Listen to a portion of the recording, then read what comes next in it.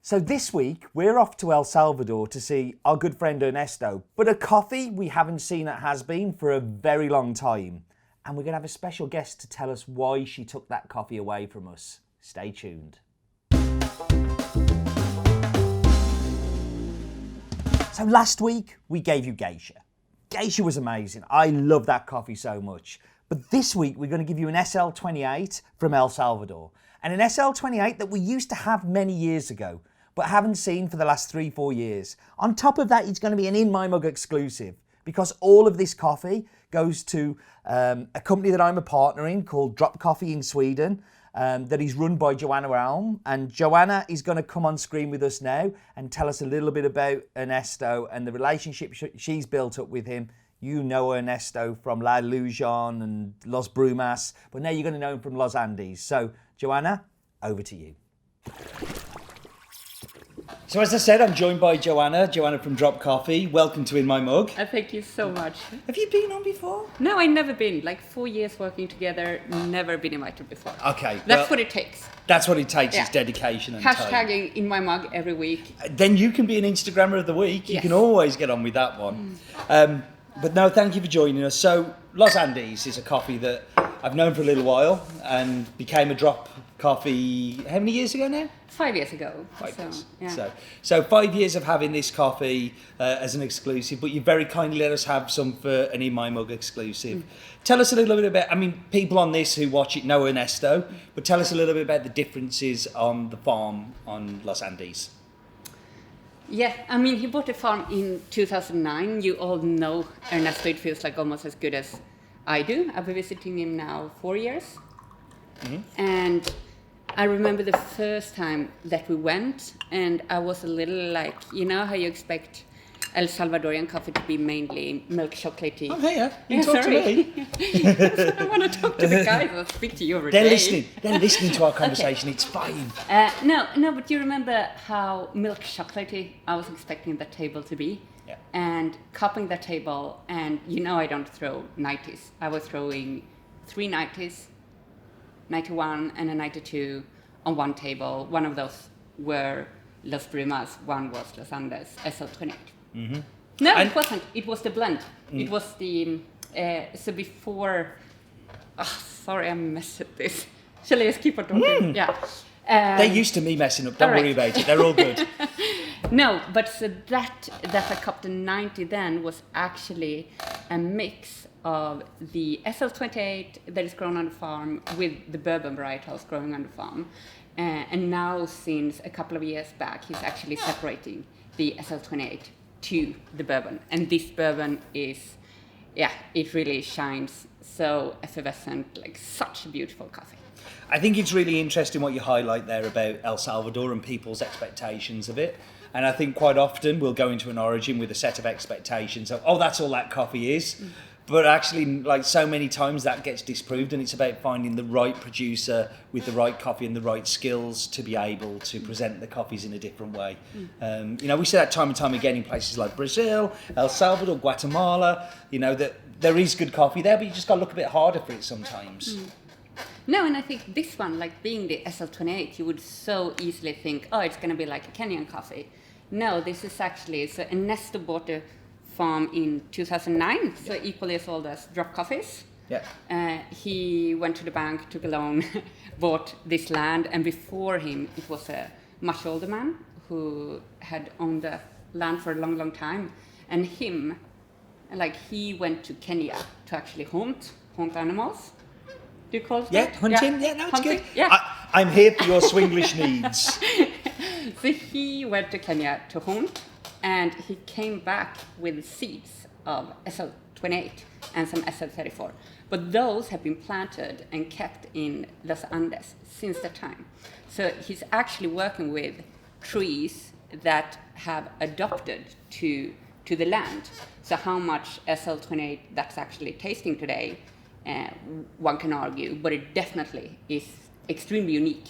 And it's like when we see Bourbon transform and mutate into Pacas, that it adapts, the varietal adapts to where it is and becomes something different. I think that's why when we see geishas quite often quite different in different countries, boutique to being in El Salvador reacts super differently, and that's just adapting to its climate.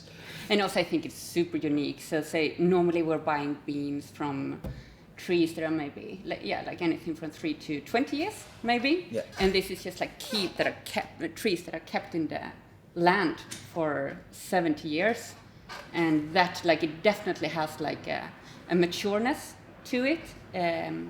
Like in wine you experience this often, but then it's often like because of storage, but it definitely has like you can taste the maturity of the coffee.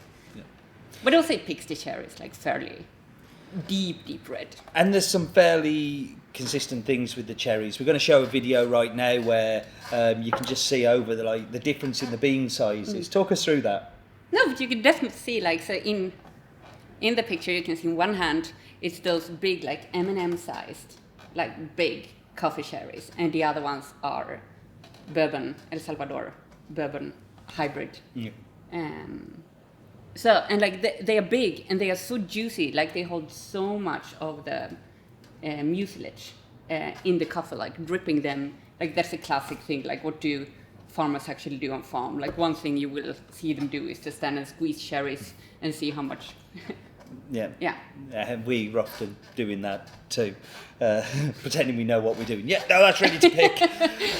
And the pruning and the things you've already talked about, but that's something that, like, again, we're going to show a little bit of clip of video on the screen now, where this is, it's kind of fairly intense what Ernesto's doing to manage what is there. But that's not uncommon in El Salvador for people to be doing paras and things like that. So it's kind of really working with what works in El Salvador and in that Archipan region. But it's so much his philosophy as well. I think you see it to an extreme at Las Brumas, for those of you who have had that coffee, but at Los Andes as well. Yes, like he doesn't want to interfere with the nature by producing coffee. So all that means, but it's just this like, no, the coffee may need cutting back sometimes, and it needs like help to produce, but what that tree has experienced should be kept. And I think that's an interesting point you raise as well, that there's actually quite a lot of canopy cover and tree cover there, just from trees that are normally there. And if you wanted to intensively farm the land, those would come down, wouldn't they? And like with everything now, with like, shade trees being cut down and everything, you see like very like aggressive kind of coffee production. I would say this is the extreme opposite, where he's actually like, it takes a little bit of time to grow. The coffee is maturing, very late. And I think this is a big bonus with Ernesto, that he cups all of his own coffees. He's a good cupper. No, but like he's great in agriculture. And, He is like, he's great in his processing. He is actually a great roaster and a cupper. Like he really sees what's happening at the farm in the final cup. Yeah. And that's massive privilege. Yeah, no, it is. Joanna, thank you very much for joining me. It's been an absolute pleasure having you on. We'll see you again in 4 years' time. Somebody who I wish I could see in 4 years' time is Roland, and it's time for his Daft Fact of the Week. And again. It's called gravity. So here we find Roland in a very unnatural habitat, but very good for branding. Roland, do you have a Daft Fact for us this week? Did you know that the national bird of El Salvador is a toragos, or turquoise-browed motmot? He loves his birds.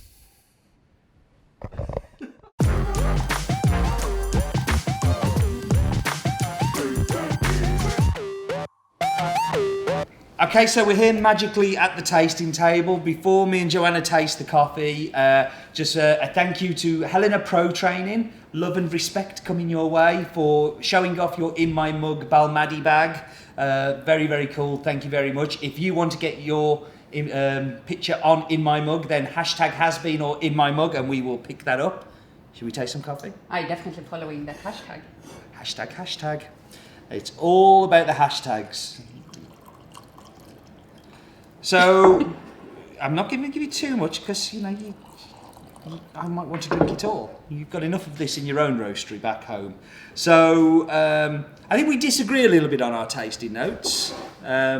but they're kind of not a million miles away. But you're very sure what you always taste, so Yeah. and I'm very sure. And I mean, what I know taste. this coffee inside out. So I've known it for a lot longer than you have, though, so I know it inside out too. yeah. A little domestic going on here. It's okay. Don't you guys worry out there. So for me, I do get a little bit of floral on it. I get like a cloudy lemonade as well. So that kind of like effervescent kind of lemon acidity. Yeah. No, I agree on that. It definitely has some like fairly like purple floral notes to it. Like typical, like you can see the SL shining through in it. I love the roast on this one. Like it's really good. Don't tell Roland that. No. No, that's So never gonna and super like I have it like fairly much like nut cream to it, and like that lime and the effervescent like cooling effect in the finish. I think like you feel so- the creamy body and mouthfeel is definitely something I pick up on quite a lot as well. Yeah. So no. No, but after drinking this coffee, you feel like it is like a cooling, nice. Like you sucked on an ice ball. Ice cube. Okay, Steve Layton here for all of your Swinglish translations. But there is one thing that translates quite well, I think. Do you want to do it or shall I? Can I do it in Swedish? I'll do it. You do it in Swedish, I'll do it in English. So go on then. Livet är för kort för dåligt kaffe. Life is too short for bad coffee.